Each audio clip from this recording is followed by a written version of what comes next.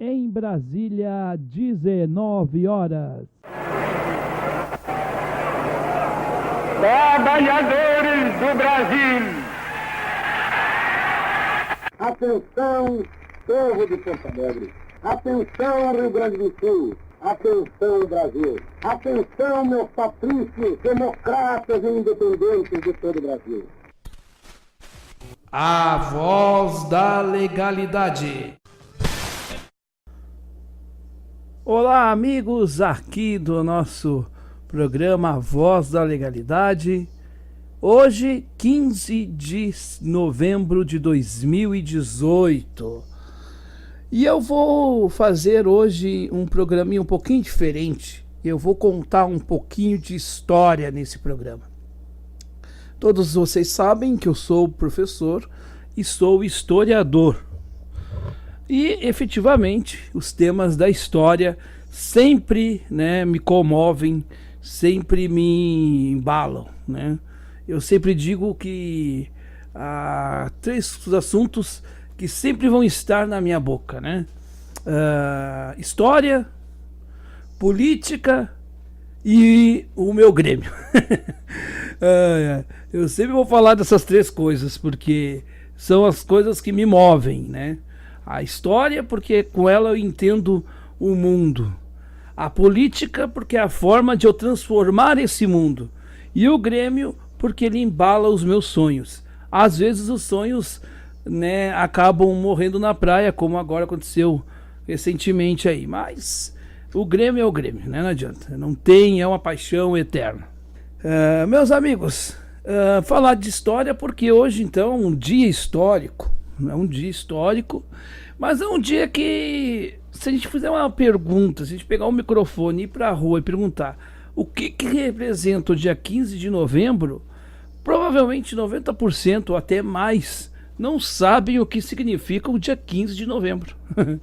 É interessante isso. Todo mundo sabe que é um feriado, e no caso agora nós vamos ter um feriadão, o último feriadão, para o Natal. Meus amigos, o dia 15 de novembro é um marco na história, mas é também o primeiro golpe de tantos outros golpes que a história brasileira teve. O Brasil, até dia 15 de novembro de 1889, era uma monarquia parlamentarista até, vamos dizer assim. E a partir de 15 de novembro, houve um golpe de Estado, liderado então, pelo Marechal Deodoro da Fonseca, ou seja, num grupo de militares. E esse grupo de militares, liderado pelo Marechal Deodoro da Fonseca, destituíram do poder o Dom Pedro II. E então formaram, um novo modelo de governo, de Estado, que é o modelo republicano.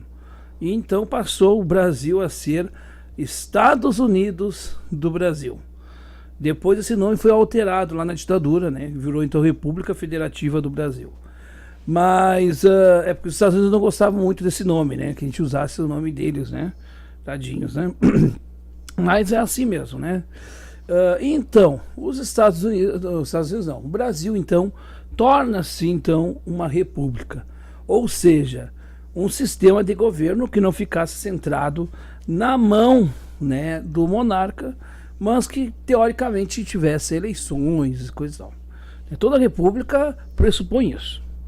Mas a gente sabe, por exemplo, que os primeiros anos da república foram muito ditatoriais, tanto nas mãos do Marechal Deodoro da Fonseca, como também nas mãos do Floriano Peixoto, Tem até nomes de rua aí com o nome de Floriano Peixoto, mas se perguntar ao povo quem é Floriano Peixoto e Marechal Deodoro, muita gente também não sabe, E então, meus amigos, por que isso, gente?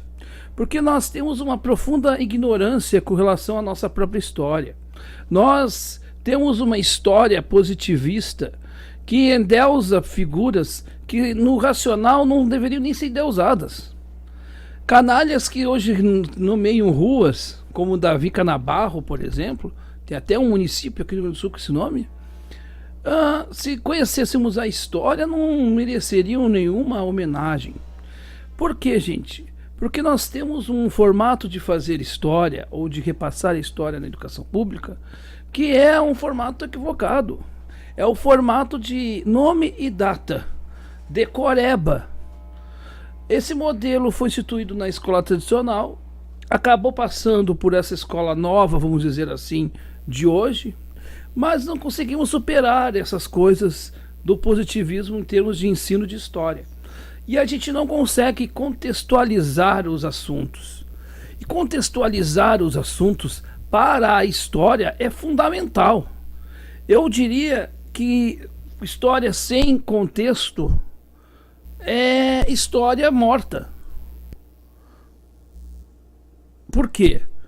Porque a história se faz com o contexto, com a comparação, com o olhar em volta. Tem duas dimensões no campo da história, que é a dimensão macro e a dimensão micro. E eu sempre digo uma coisa, eu que gosto muito de microhistória, eu sempre digo uma coisa: microhistória não se faz desassociada do contexto maior. Então, se eu pegar a história do município de Guarabinhas, eu tenho que saber que esse município de Guarabinhas foi fundado num momento histórico, num momento que o Brasil vivia tal conjuntura. E essa conjuntura influenciou lá em Guarabinhas. E é isso que a gente tem que fazer, contextualizar. O que aconteceu em 15 de novembro de 1889 foi uma mudança que não foi do povo. A proclamação da República foi um ato patrocinado por algumas elites locais e também patrocinado, né, por essas elites locais e executado também por segmentos do exército, tanto que o primeiro e o segundo presidente da República são militares. E eles mudaram o modelo teórico do Brasil, mas o modo operante foi o mesmo. Continuaram as desigualdades, continuaram todas as coisas que já existiam, todas as mazelas que existiam antes, né? Tudo aquilo continuou. Por quê? Porque eu me lembro até do Plínio de Arruda Sampaio que dizia: o Brasil muda não mudando. E é isso que aconteceu. E tanto que, se a gente for olhar depois da sequência, né, de 1889, vai dar então margem à Primeira República, ou aquilo que a gente chama de República do Café com Leite. E quem comandava o Brasil naquele momento? Os grupos minoritários, as oligarquias de Minas e São Paulo, ou São Paulo e Minas, né? Por isso a República do Café com Leite. O café vindo de São Paulo e o leite vindo de Minas, né?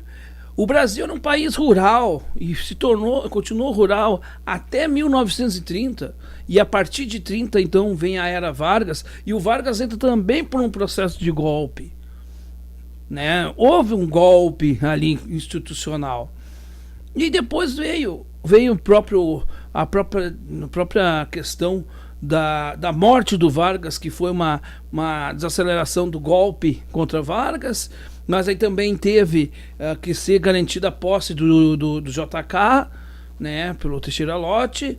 Quer dizer, para vocês verem que não dá para generalizar, tem sempre pessoas sérias em todos os segmentos, e inclusive nas Forças Armadas, né? Depois houve o processo da legalidade, que nós temos que lembrar sempre o papel do Leonel Brizola naquele momento, né? E garantindo a posse do Jango. Depois o golpe de 64. E muitos agora dizem, e eu começo a entender que sim, que eu não institucionalmente pela lei, mas que o impeachment da Dilma, embora ela tivesse fazendo força para que acontecesse aquilo, ela também se deu do contexto golpista, porque o erro da Dilma não foi tão grave tanto quanto outros erros. A justificativa, pelo menos, né? Então, e é realmente um pessoal de golpismo, né, que estava ali conjecturando esse processo da tirada da Dilma. Esse pessoal que agora vai assumir o poder, ou já assumiu o poder um pouco com o Temer, e agora vai ter continuação do Temer, e o Brasil vai continuar mudando, não mudando. E o brasileiro vai se dar conta daqui a pouco. Daqui a alguns meses, eu tenho certeza que o brasileiro vai se dar conta de que o Brasil mudou não mudando. Então é esse o cenário. Então fica essa reflexão. Como mudar o Brasil de fato? Porque em 13 anos de governo, o Lula, Dilma não conseguiram mudar o Estado brasileiro. Eles não fizeram as transformações que deveriam ser feitas. E é por isso que chegamos ao que chegamos. E hoje nós temos o retrocesso.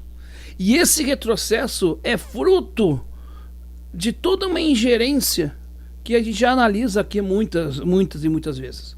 E a gente vai continuar batendo nessa tecla sim. Sabe por quê, meus amigos? Porque a gente prefere perder seguidores do que perder a coerência. E é isto.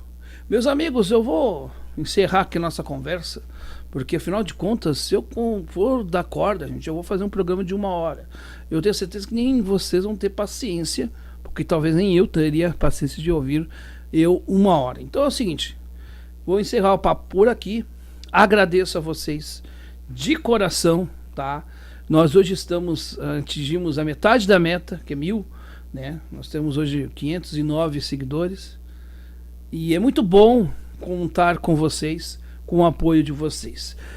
Também quero lembrar vocês, tá, que lá na nossa página vozdalegalidade.com.br, lá você que quer ajudar esse projeto, quer patrocinar esse projeto, lá tem um link bonitinho lá, tudo bonitinho informando, você inclusive preenche o formuláriozinho lá, tudo online, você pode preencher, mandar aqui para nós e nos ajudar aqui com o programa e com o canal e com o site, tá? Nós estamos formando uma rede de amigos, ela já é uma rede pequena, mas eu tenho muito orgulho dessa rede, porque é uma rede de gente muito comprometida.